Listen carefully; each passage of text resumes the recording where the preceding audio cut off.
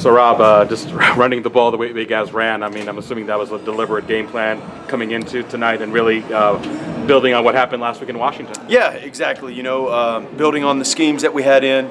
Also, you know, we got a lot of good film from the Ohio State game, what they did.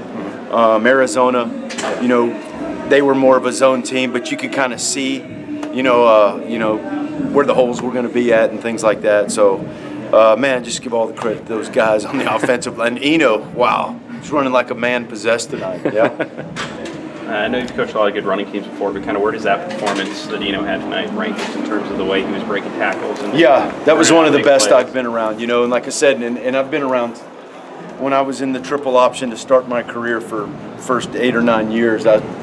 We averaged about 300 yards a game rushing, so I've seen a lot of performances, but the runs that he was making, you know, they were a lot of broke tackles. Those weren't just, you know, giant holes and he ran through and then just didn't get, you know, didn't get touched till he got 8 yards. He broke a lot of time. I'd love to hear what his stat is for yards after initial contact. It'd be great to find that out.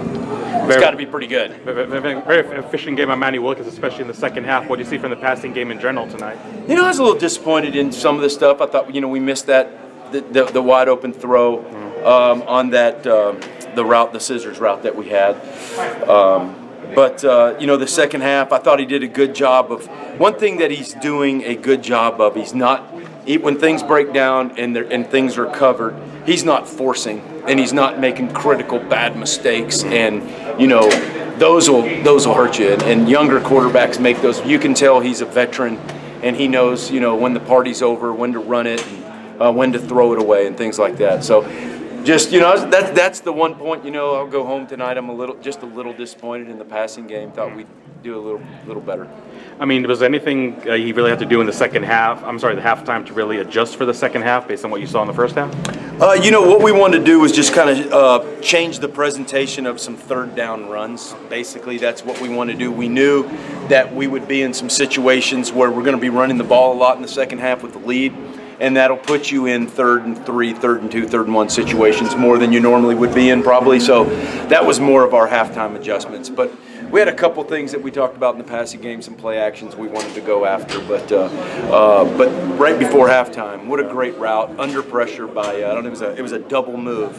And some kids have a tendency to like get anxious in those situations and not really go do their entire double move. But man, Kyle Williams, what a veteran move that was, man. Just stayed with it the entire time, even didn't have the leverage, and still came back and ran a great route. Is that how he freed himself from the safety? Yes, absolutely. On the TV project? Okay, yeah. You guys have obviously talked about, you know, the potential you've seen in Eno, but does this kind of game almost feel like a coming out party for him, just, you know, to the whole fan base and from a public perspective? Yeah, it could for the fan base and everybody, but I mean, he's been doing that all camp and ever since he's been here, and he showed a little bit of it when he got to play last year. I think you remember one of those runs he made and scored. But I can't remember what game that was. The Colorado game. I mean, that's who he is. He breaks tackles. He can see things. You know, it's pretty amazing to watch him run from upstairs. I enjoyed it. A lot of fans are saying tonight, welcome back Sparky direct snap formation. Yeah, you like that? That was good. You know, heck, if we can't throw it to him, we'll find a way to get him the dadgum ball. I know that. Do you call that formation the Sparky? Is that what it is? Is it the? No, we don't. We call it something. We have different names for different personnel groupings and formations, so we can call it fast. You know, so. We have a few things, you know, our old one there for him is Secretariat, you know, so that was a little Secretariat action right there.